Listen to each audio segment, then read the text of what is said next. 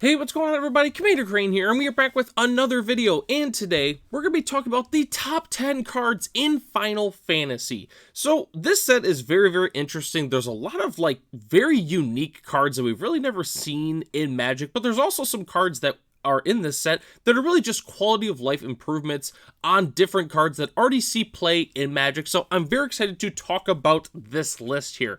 But before we hop into the actual list here, I have to mention the criteria for this list, and that is, this is just my opinion. Obviously, yours is probably going to differ from mine. If there's cards that you think I should have included in this deck that it did not, let me know in the comment section below. Obviously, if your opinion does matter on this, so if there's a card that I missed that definitely should have been on this list, please let me know. The other thing I want to mention is we're mostly going to be talking about Standard and Pioneer, really mostly Pioneer specifically because that's kind of my main format, but a lot of these cards double dip into other formats, and I really do think that a lot of these cards that I listed here today are just going to be generally really good cards that you should play regardless of format.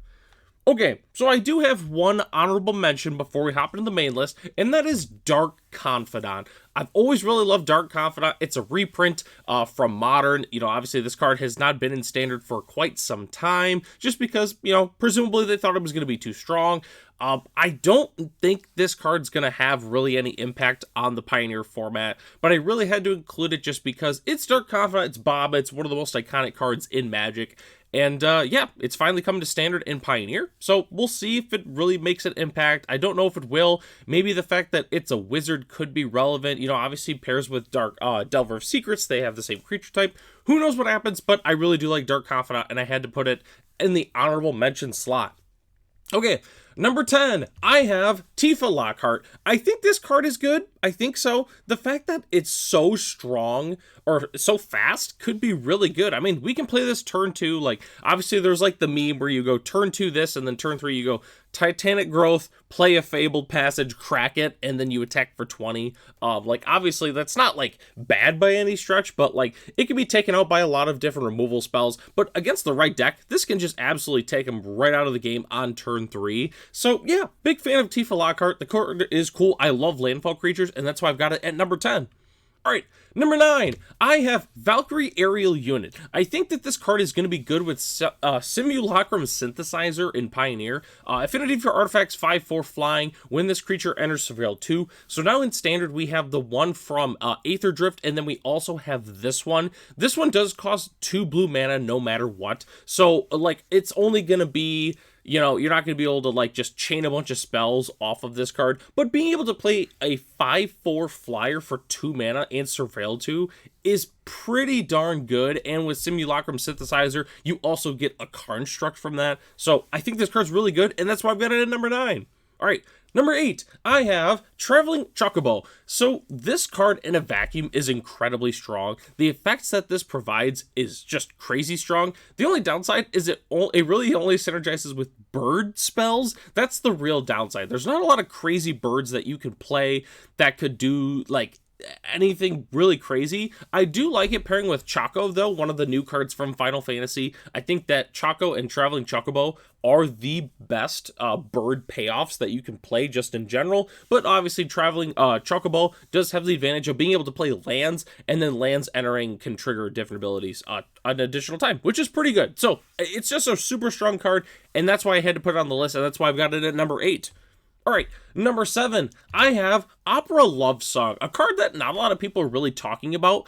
I think this card's fantastic. It's a little bit different than Reckless Impulse in the sense that Reckless Impulse says you can play it until the end of your next turn. So this is a card that you either have to play it at your opponent's end step, but it also has the flexibility of being able to be used as a pump spell. 1 or 2 target creatures each get +2/+0. That's +4/+0 worth of power. That's pretty good, and yeah, I don't know, I think this card's fantastic. I think red decks are really going to like playing this.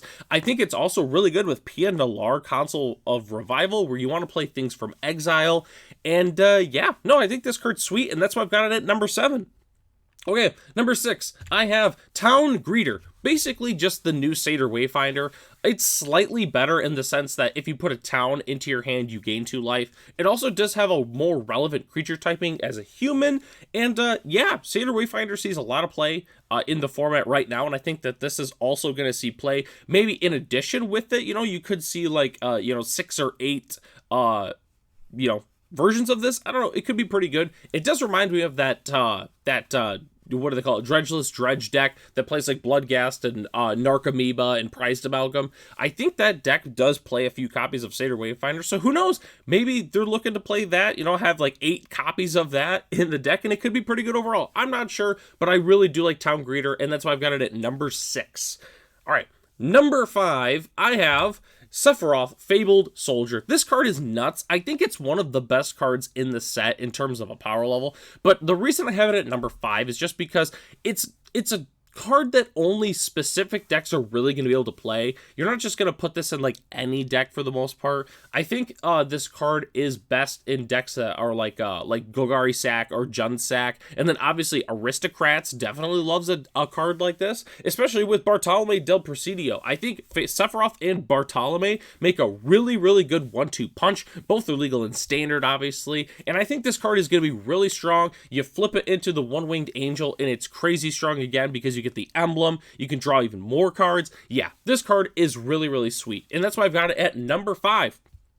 All right, number 4, I have Cecil Dark Knight. This card, super strong. We initially saw this card revealed in like the Final Fantasy first look, and people were like, wow, this card's insane. And then everyone kind of forgot about it, but this card is super strong. 2/3 with Death Touch for 1. Whenever it deals damage, you lose that much life. Then if your life total is less than or equal to half your starting life total, untap it and transform it, and it transforms into a 4/4 lifelinker that when it attacks, your other attacking creatures gain indestructible. So I don't know what this card's going to see play in. Like, obviously, you could just play it in like mono black aggro. Like, all right, I'm playing black, I'm just going to play a few copies of these because it's a 2/3 Death Toucher for 1.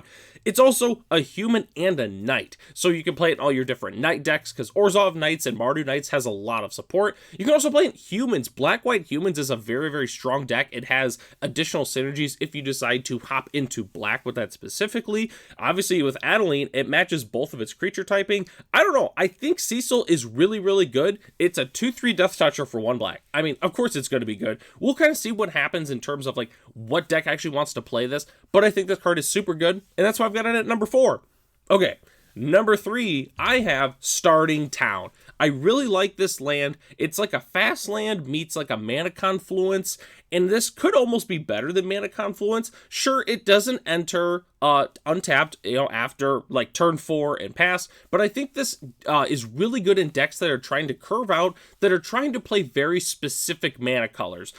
For instance, like Savage Knuckleblade. It's a 3 mana creature that needs 3 different colors to be able to cast this. So this is kind of a land that can help you play things on curve when you need specific mana.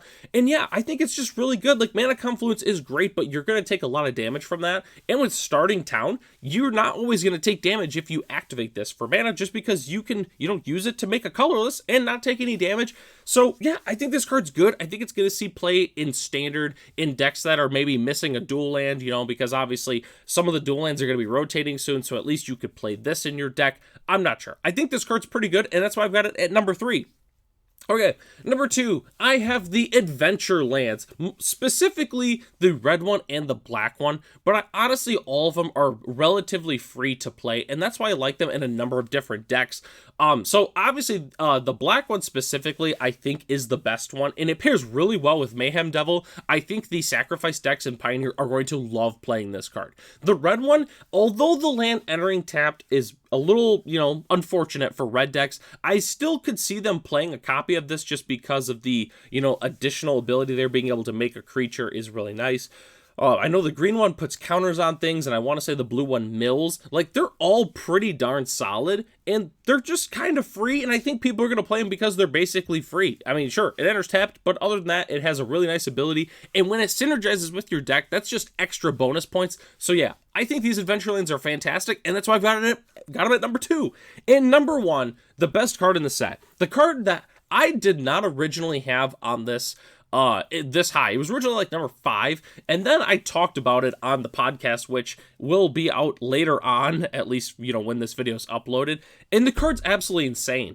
And that card is Vivi, or I'm just going to say Ornitier. This card is crazy good. It pairs with a ham sandwich because this card works with literally anything.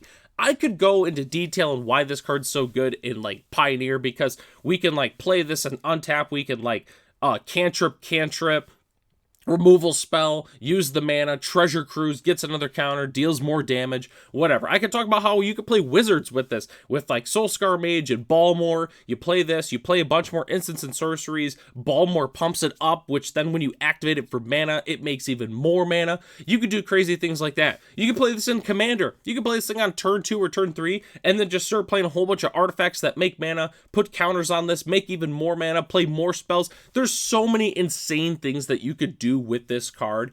And yeah, I understand why the price tag is so high for it. Like, the pre-order price tag on this card is, I want to say, around like the $100 range, because this card's incredible. It's so strong.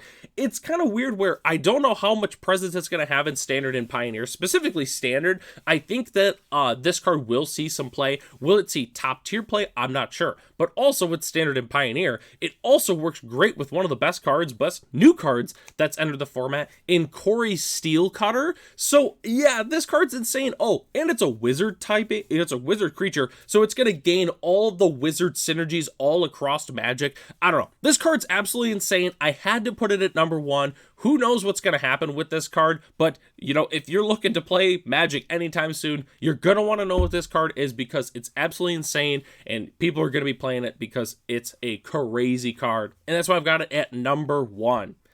Okay, so that takes us to the end of the video here. Thanks so much for watching. Feel free to check out other MTG videos here on the channel. We mostly focus on Pioneer, but we also do a whole bunch of other stuff. So if you're new to the channel, you should definitely check out those videos there.